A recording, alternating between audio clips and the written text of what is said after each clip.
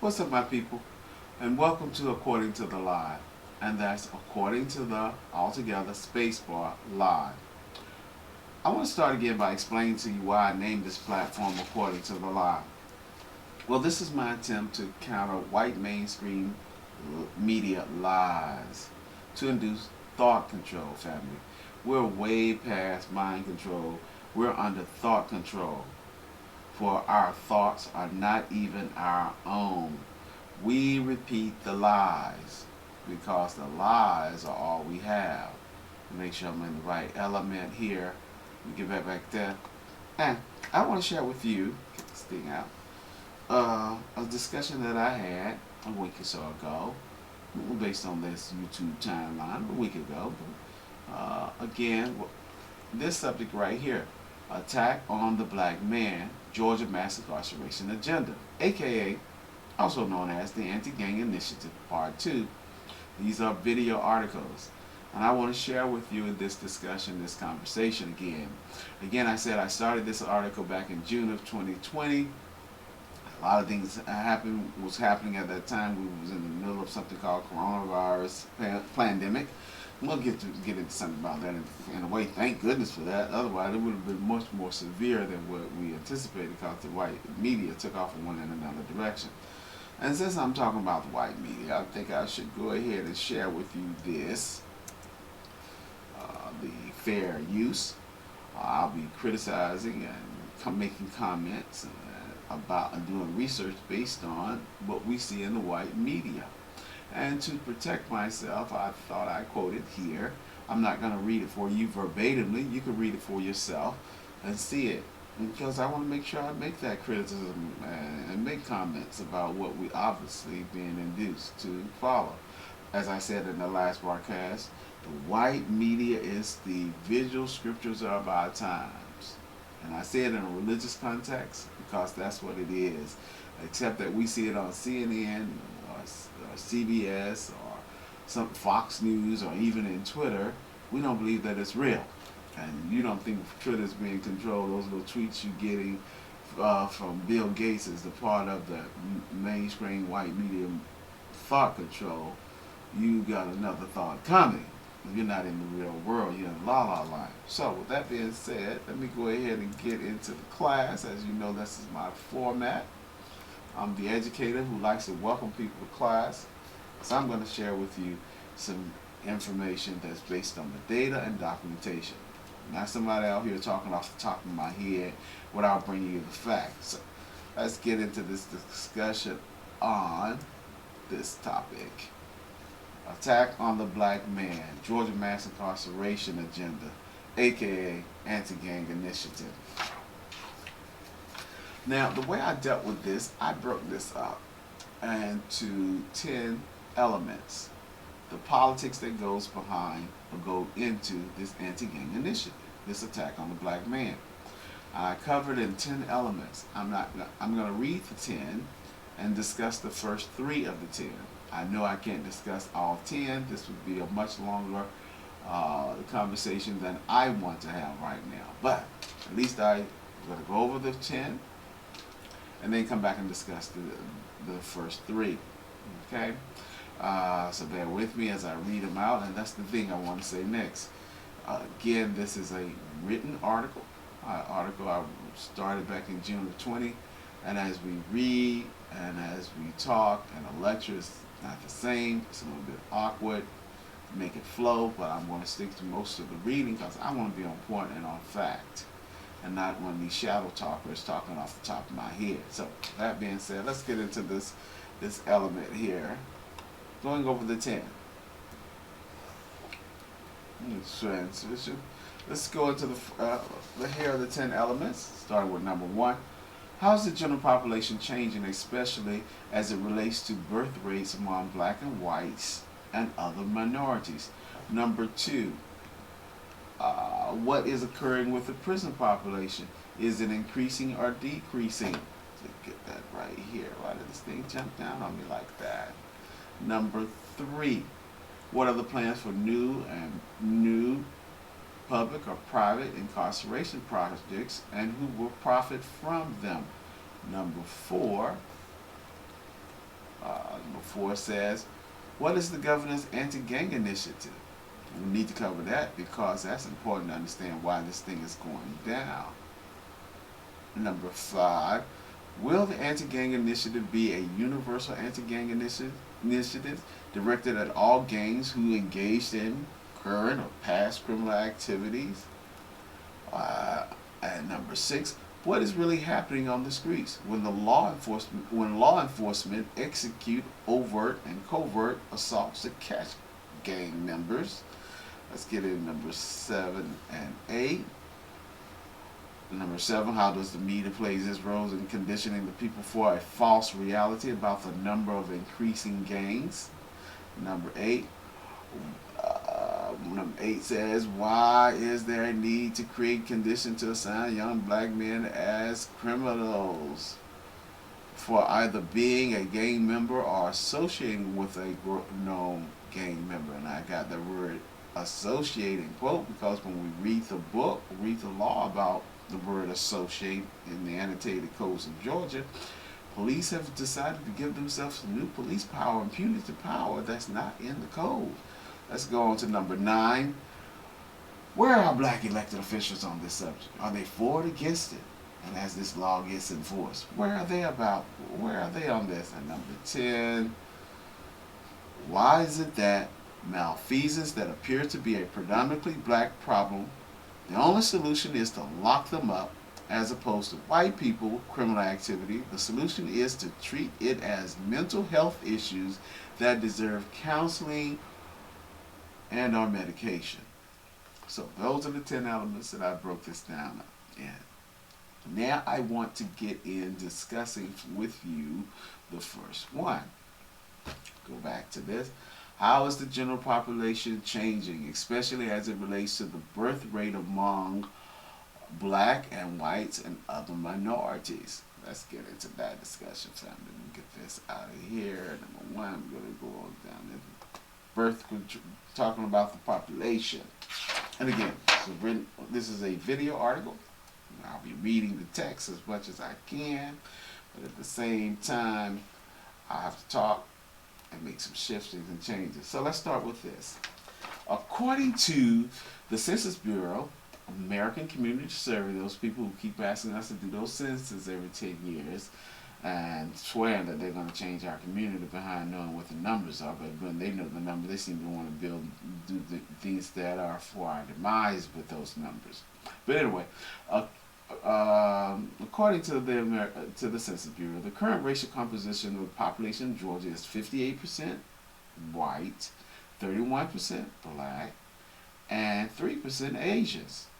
The other major race group one would think, namely Latino Mexicans, Hispanics, or Chicanos, is not calculated in that report. Now, this is a report provided for by the World Population. Let me bring that in for you because I always like to bring in the data. And let's show you that. I'm getting that from World Population's website, and they're breaking down the data for you for the state of Georgia. Okay. Now, I could easily say you can look it up, but I want to make sure that I attach it with what I'm saying. So, those are the real numbers. Now let's move a little further in the discussion and see the trickery with what's going on here. Again, I said, they're not included, the Latinos and Mexicans. Up to 1970, Latinos would be designated as white. Hence, they mysteriously appear in and out of data at their choosing. Let's go on over to some other facts. Let's get this out. Let's go on up to the birth rate. Now, according to the March of Dimes, this is latest is 2016. I was looking for the very latest. I'm still searching for something 2020, 2019, 2018, but that hasn't been calculated as far as my research. But let's look at the numbers again. According to the March of Dimes, black women have 60.1 children. Latinos have 82.1 per 1,000. White women have 57.6 per 1,000. So the birth rate among whites and blacks are not as high as the birth rate among Latinos. Latinos seem to be having a lot more babies than black people. Soon they will be the new minorities. That's what goes without saying. So here's the intrigue. We have to ask ourselves, why aren't the Latinos identified as a standalone group? Are they arbitrarily being included part of the white demographic when it's political expediency? Clearly, that's apparently based on the March of Dimes studies. The Latino Mexican numbers will outgrow the white Georgian. What is the relevance of this population growth and decline? Simply put, family, it's a matter of economics. That's the next part, most important part of what we want to say here, family. Economics. Recognizing that their numbers will decrease and that other growth will outnumber them, they've got to deal with that and deal with it realistically. Okay? This is still make America great again, our country. And our don't include you. Remember I shared with you in the last video, we're not in the club. And that discussion that I had after the mayhem on the Capitol, the reason we don't get that regular love, instead we get more of hysterical love, that harsh love that often comes with deadly force, is because we're not in the club. And we're not a part of the our that they keep referring to when they say our country and our state. So with enough with that being said, they've got to do something to take this out. What's right here? Oh, I meant to show you the birth rate numbers. Got to be sure I put that up on in this conversation, so you'll see that I'm not talking off the top of my head. They're doing this again based on the March of Dimes. We're not in the numbers, family. Just get on in here. This is the problem. Politics and economics are one and the same. Strangely, I'm working on a book that deals with how the subjects that we used to study and the academics that we are getting into are really misleading us. It's taking us down an unnecessary path where we have a lot of useless information for trickery, trickology, the Machiavellian approach to keep our mind off what's really going on. But that's for another discussion. Let me get into this. Both subjects deal with this. Competing interests. Both subjects deal with limited resources and the distribution of limited resources. What the reader should understand, or what you should understand, and should know, is how the term interest is cleverly used and replaced the word resources. Let me say that again. The reader should know, and you should understand, how the term interest is cleverly used to replace the term resources when the U.S. president or any U.S. politician uses the term interest with the word national. Together, the phrase national interest takes on a new strategic implications. You know, guys running down there with the guns, that's the strategic implications. We're talking about force, deadly force. All right. The president and other politicians are duplicitous, suggesting that the U.S. is trying to protect itself or protect its interests, when in fact, national interest is a cover for the resources. The U.S. and white corporate multinational companies are attempting to take or maintain the control of resources, and likewise on a state level. The governor, as well as other state politicians, are seeking to protect their interests. They are fully aware that the pie is shrinking and that a growing population, a growing competing ethnic group will soon outnumber white Georgians and leave them with a smaller and smaller share of the pie, a smaller and smaller share of the resources. Let me put this in here. Back before that corona thing happened, probably in 2020, probably in 2019, there was a news report of Governor Kemp going to Kennesaw State. He went there because Emory University had provided millions of dollars in grants for the nursing program at Kennesaw State. When the media panned the audience, you didn't see any minorities. If you did, they were vaguely noticeable. You would be confused whether they actually worked there or they were going to school there. They didn't look like the students that were lining up the staircase behind the governor. But for those millions of dollars, being provided for the nursing program from Emory University. And that's the idea, the competing interests. The governor don't see those dollars going to any other group but other than that group that he represents, that the state that he is fighting for and trying to maintain, making Georgia great again, if it ever was great. But that's another discussion.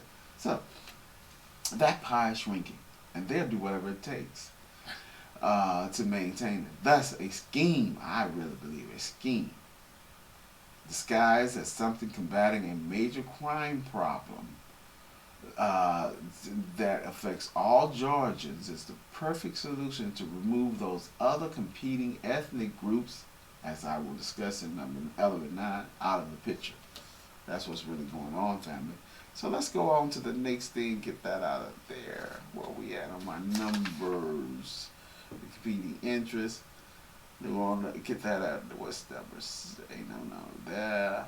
Now we're going to get into the prison population. What's going on with the prisons here? Prison. Now we're getting onto the prison thing here. Let's bring that element up just to remind you what it said. Take that out. Number 6. Let's bring that on out of here. Just remind you what that prison thing is about. Get that out of there. That's the question again, family. The element that makes up the politics for the anti-gang initiative number 2. What is occurring with the prison population? Is it increasing or decreasing? Well, I think we know the answer to that, but let me bring the data to prove my point and my facts here. That out. Let's take that out. Come back on the prisons. Take number 2 out. Number 7 in. Let's look at the data. This is what the data is saying, family. This data is based on the prison initiative, prison population initiative.org, a nonprofit organization. Like I said in my earlier conversation with you, I said I was going to bring you the data about who's getting locked up in Georgia.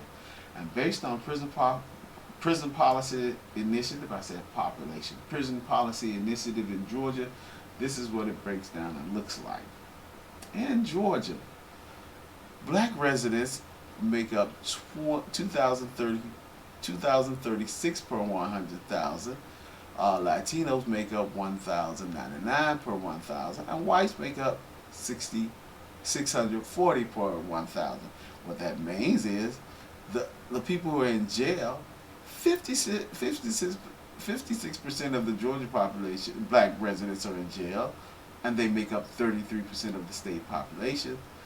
9% of the Latinos are in jail, and they make up 9% of the state population. See how that number kind of strange at 9, even though they got a great major birth rate. I mean, Latinos are having children left and right here. But anyway, that's another discussion. And white residents make up 31% of the in-jail population. Well, they are 58% of the population. And again, let me bring out the facts here. I don't like talking off the top of my head in front of people. I like to bring the data so that you see it for yourself. There it is right there. Looking at, again, Prison Policy Initiative. Great site to check out and deal with this subject on. They got it broken down. All right. With that being said, bring that out. Let's go back in. What's going on? What's going on? They're locking us up, family. That's what's going on. Let's get back on. The main thing, how they're locking us up. And that's profiling. We'll discuss that later. We'll discuss that later. We'll get on to number 8 here. Number 9. So what's going on? This is what's happening. And that's let me get right here. Let's see, the prison population greater growth occurs during the pre-trial proceeding. That's where, according to the same study, pre-trial conviction fell somewhere below 10,000 in 1978.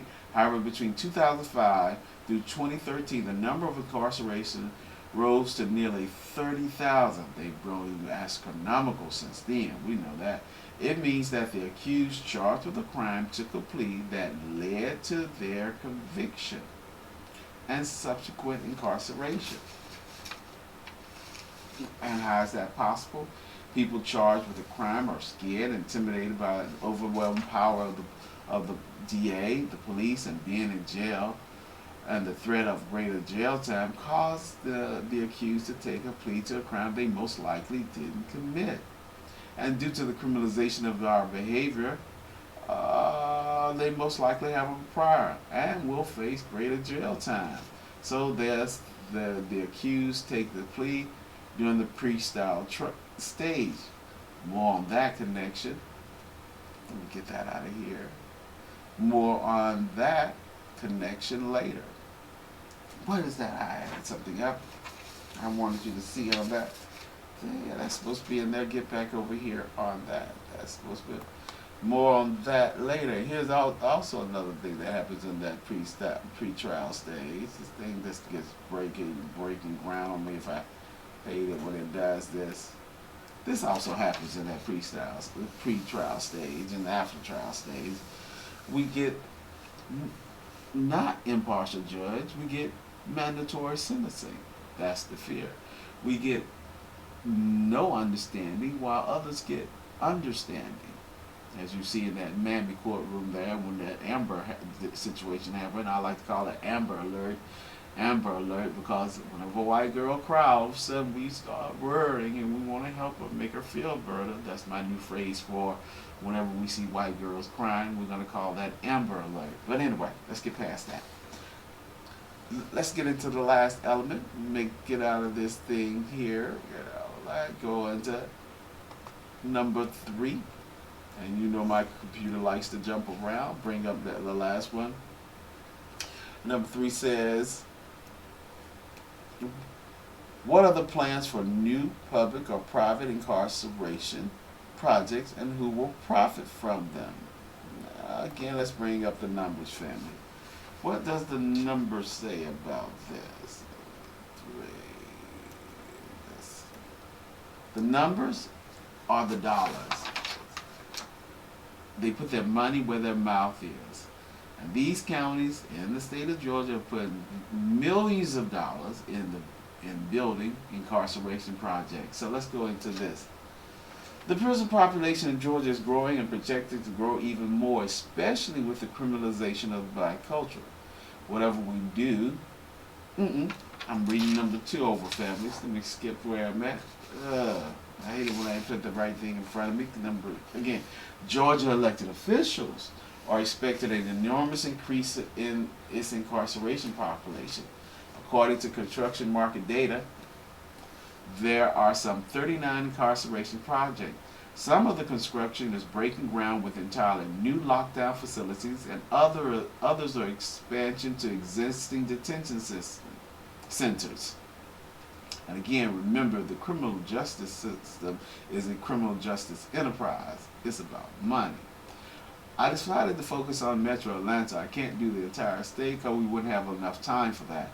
But focusing on Metro Atlanta, Cobb County is expanding its existing detention center at an estimated cost of $91.4 million. DeKalb County, and get that ready for you as I get ready to break into that. DeKalb County is building a new juvenile court facility at an estimated $26.9 million. Forsyth County is constructing a new facility described as miscellaneous building sales.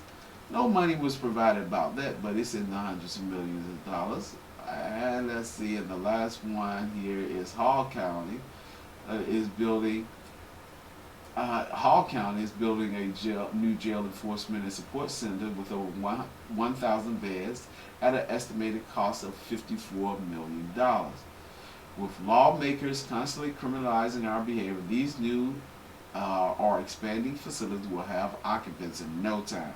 The state of Georgia is looking forward to locking them up. And let me bring up that bring that up for you, the data again.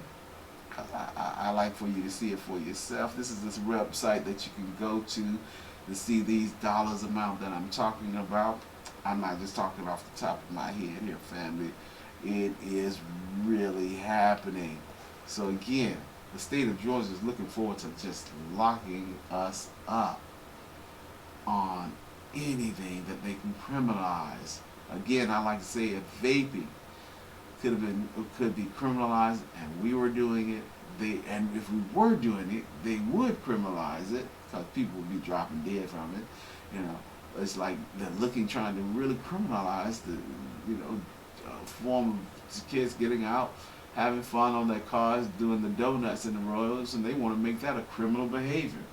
All right, it's not, family. It's serious here, and they often start with those Negro-splaining people who like to go at it first because they're their minions who do their bidding for them, make it sound like they're looking out for us, and then they look out for us by criminalizing our behavior.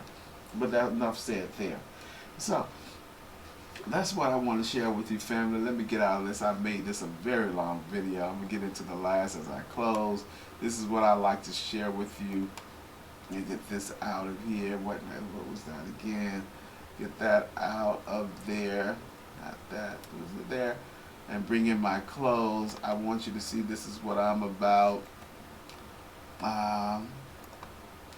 This is to you. Me.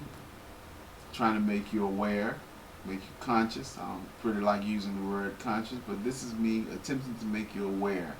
And I want to share with you this conversation. This is what's going on in this state. Let me bring that up one more time. We need to understand that this is what's going on in this state right here. Get that out of, take that awareness out.